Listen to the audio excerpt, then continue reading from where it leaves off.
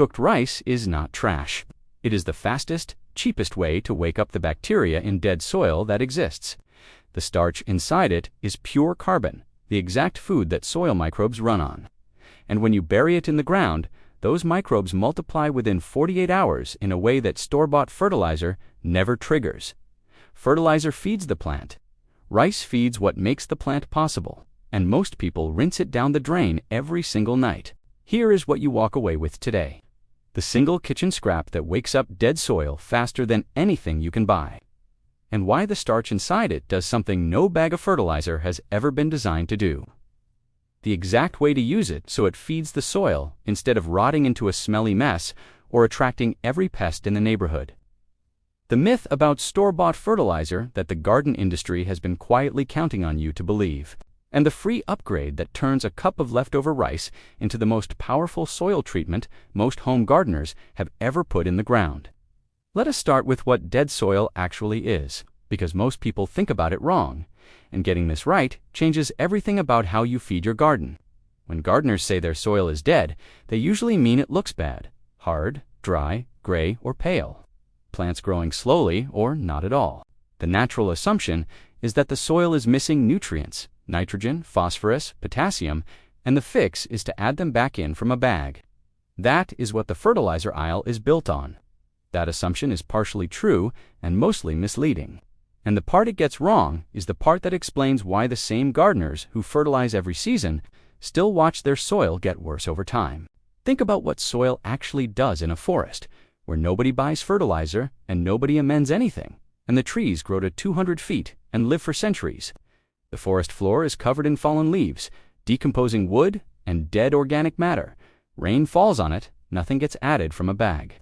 And yet the soil is rich, dark, crumbly, and alive in a way that most garden beds never achieve. The reason is not the nutrients sitting in the soil. It is what is eating them. A teaspoon of healthy forest soil contains more bacteria than there are people on Earth. That living community processes the organic matter on the surface, breaks it into available nutrition, builds tunnels and channels that hold water and air, and creates the conditions in which almost any plant can thrive with almost no human intervention. That is what living soil does. It runs itself. Healthy soil is not a supply of nutrients. It is a living system, a thriving community of bacteria, fungi, and other microorganisms that is constantly breaking down organic matter, unlocking nutrients from the soil particles they are attached to, and delivering them in a form that plant roots can actually absorb.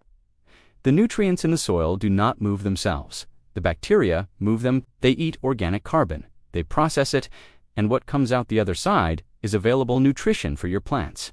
No bacteria, and the nutrients in your soil, even the ones from the fertilizer you just poured on, stay locked up in forms that roots cannot use. The soil looks full of nutrition, and the plants starve anyway. This is what dead soil actually is. Not soil without nutrients, soil without the bacteria that unlock them. And you cannot fix dead soil by adding more of what the bacteria should have been processing. You fix it by feeding the bacteria themselves, and the fastest, cheapest food for soil bacteria is carbon. Pure, simple, fermentable carbon. The kind that is in the starch of cooked rice, ready to dissolve and feed the moment it touches moist soil. Stay with me, because the difference between feeding your plant and feeding your soil is the whole game. When you pour a bag of fertilizer on your garden, the nutrients go directly to the roots, or more accurately, they are supposed to. What actually happens depends entirely on whether the soil's microbial community is functioning well enough to cycle those nutrients into the plant. In struggling soil with low microbial activity, much of the synthetic fertilizer you apply dissolves in water, runs off before the roots can take it up, or simply sits in a chemical form that the plant cannot absorb efficiently. You buy more fertilizer, you pour more on the soil, keeps struggling. And every bag you open makes the garden industry a little richer, while doing a fraction of the job the label promised. Now compare that to what happens when you feed the bacteria first. Carbon goes in from cooked rice, from compost, from any decomposable organic matter. The bacteria that are already in the soil, dormant and starving, smell the carbon and wake up. They multiply. They go to work on the organic matter around them, breaking it down into available nutrition. They build fungal networks that extend root reach. They improve the soil's ability to hold water, and resist compaction. Within 48 hours of a meaningful carbon feeding, the microbial activity in struggling soil can jump dramatically, not because new bacteria were added, but because the ones already there finally had something to eat. The rice did not add bacteria to your soil. It woke up the ones already waiting. Now here's the science that makes this specific to cooked rice rather than just any kitchen scrap. Cooked rice is starch. When rice is cooked, the heat breaks down the cell walls of the grain and gelatinizes the starch inside, converts it from a raw, tightly packed structure into a soft, open form that is almost immediately available to microbial digestion. Raw starch has to be processed much more slowly. Cooked starch is pre-softened, already partially broken down, ready to dissolve and feed the moment a bacterium gets near it. It is the difference between handing a hungry community a locked pantry and handing them a meal that is already on the table. The access is immediate, the response is fast, and the speed of response is why gardeners who use this method see visible changes in their soil within 2 days rather than the weeks it takes for compost or commercial organic fertilizers to produce the same effect. The starch also feeds a specific group of microbes that are particularly important for struggling soil, the lactic acid bacteria. These are the same family of organisms responsible for fermenting vegetables, souring bread, and curing meat. In soil, lactic acid bacteria play a critical role in suppressing harmful pathogens, creating an environment that beneficial fungi thrive in, and producing compounds that improve soil structure over time. Cooked rice gives them exactly the fast-access carbon they need to multiply quickly, which is why fermented rice, soaked in water for a few days until it begins to ferment, is one of the most effective and inexpensive soil treatments used by natural farming practitioners across East Asia. The principle is the same whether you bury the rice directly or ferment it first. You are feeding the bacteria that make everything else in the soil possible. Now, before I give you the exact method that makes this work and the mistake that turns a great idea into a pest problem, let me explain what is wrong with the fertilizer model, because once you understand this, you will look at the garden store shelf differently. Here is what should make you rethink every bag you have ever bought. The fertilizer industry sells you plant food, not soil food, not bacteria food. Plant food, a direct delivery of chemicals that the roots can absorb and bypass of the biological system that healthy soil runs on. This model works in the short term and undermines itself over time.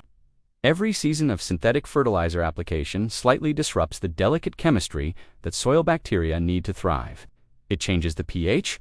It reduces the organic matter the bacteria feed on because the plants stop needing as much from the soil and the organic carbon cycles slow down. Over years of heavy synthetic fertilizer use, the soil's microbial community gets smaller and less active. The soil becomes more dependent on the fertilizer because the natural system that did the same job for free has been weakened. You need more fertilizer every season to get the same result. The garden looks fed, but the soil is dying. This is not a conspiracy. It is just a business model built on the wrong unit of measurement. When you measure success by how green the plant looks this season, synthetic fertilizer works. When you measure success by how the soil performs in 5 years, it fails. And the company selling you the bag has no financial reason to care about year 5. They would much rather sell you another bag next spring. And there is one more uncomfortable detail. Most of the nitrogen in a synthetic fertilizer bag does not stay in your soil.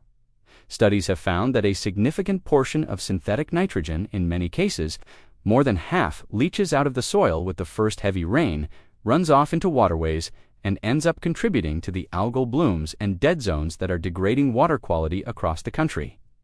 You paid for it, you applied it, and a large part of it washed away before your plant could use it, because the soil biology that would have held it in place had already been weakened by seasons of the same fertilizer you were using to replace it. The bag is expensive, the loss is invisible, and the cycle repeats until someone stops buying the bag. Cooked rice does the opposite of everything synthetic fertilizer does. It feeds the microbes that improve soil biology over time. It adds organic carbon that the bacteria need to stay active. It costs nothing. It leaves the soil better than it found it. And it produces visible results in 48 hours, which means you do not have to take anyone's word for it. You can see the soil change in 2 days and judge for yourself.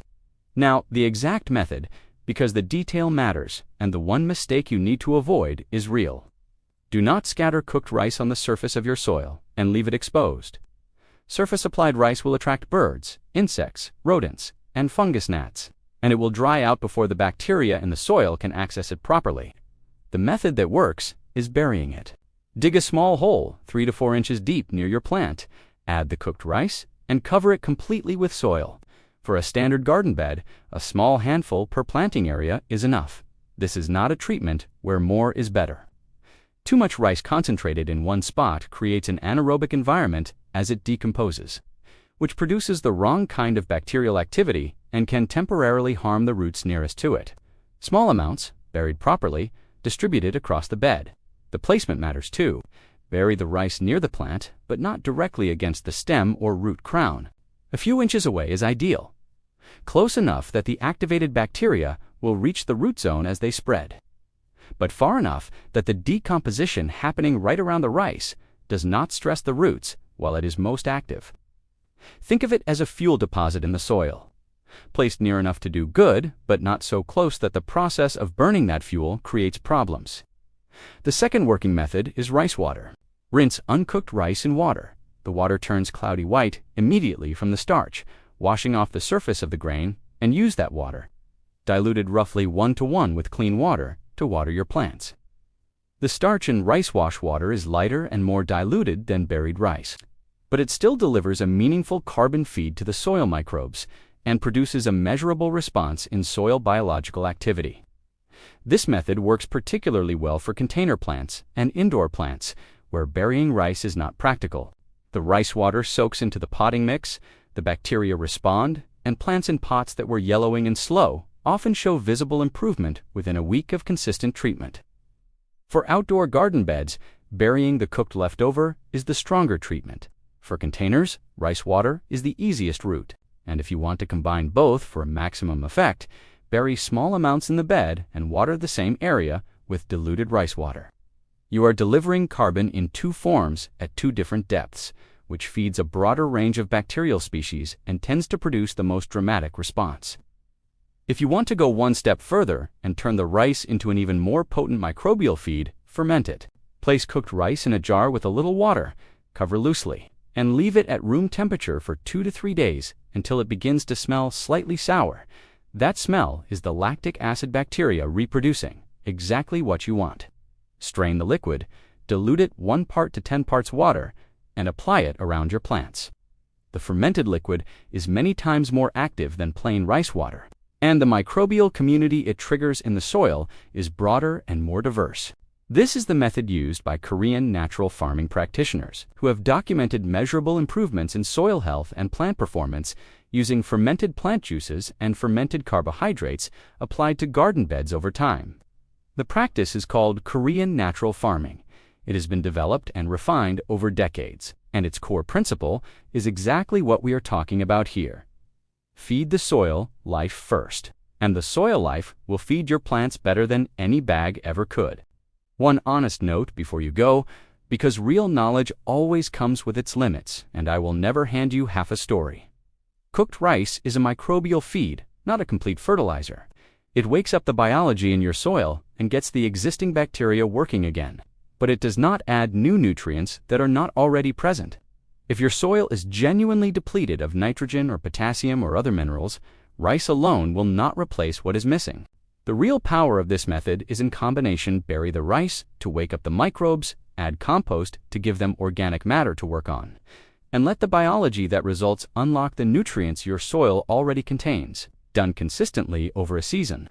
This combination outperforms synthetic fertilizer because it is building the system rather than just feeding the plant. Done once, it is still one of the fastest and cheapest ways to get a struggling soil moving again. So here's the whole system, start to finish, and the investment is a cup of last night's dinner. Save your leftover cooked rice instead of rinsing it away. A small handful per plant area, buried 3 to 4 inches deep near your plants, but not directly against the roots or the stem. Cover it completely so nothing can dig it up, if you have time. Rinse raw rice in water first, and save the cloudy wash water. Dilute it 1:1 with clean water, and use it for your containers and seedlings. If you want the full treatment, ferment a small jar of cooked rice for 2 to 3 days, dilute the resulting liquid 1 part to 10 parts water, and water it into your most struggling beds. Do this once a month through the growing season and watch what happens to the soil and the plants growing in it. Watch for the signs within 48 hours of burying rice in active soil. You may see the surface above the burial spot develop a slight white fuzz that is the mycelium of beneficial fungi responding to the carbon release. The soil around your plants will become noticeably softer and easier to work with as bacterial activity increases and the structure begins to improve. Plants that were yellow and slow will begin to green up, not because you added nutrients directly, but because the bacteria that were dormant are now processing the nutrients that were already there, making them available to roots that had been getting almost nothing before. The bacteria are already there. They have always been there, in every single garden that was ever gardened, waiting for something to eat. They do not need to be bought in a bottle or ordered online or added from a fancy, expensive inoculant packet. They need carbon, simple, fermentable carbon, the kind that has been rinsed down the drain every night in millions of kitchens, while the garden outside struggled and the fertilizer bill climbed. Fertilizer was designed to feed the plant directly. Rice feeds what makes the plant possible. Most people throw it all away every night without a second thought. Now you know what it can do instead. Share this with the one neighbor who buys a new bag of fertilizer every spring and still wonders why the garden never quite comes back to life.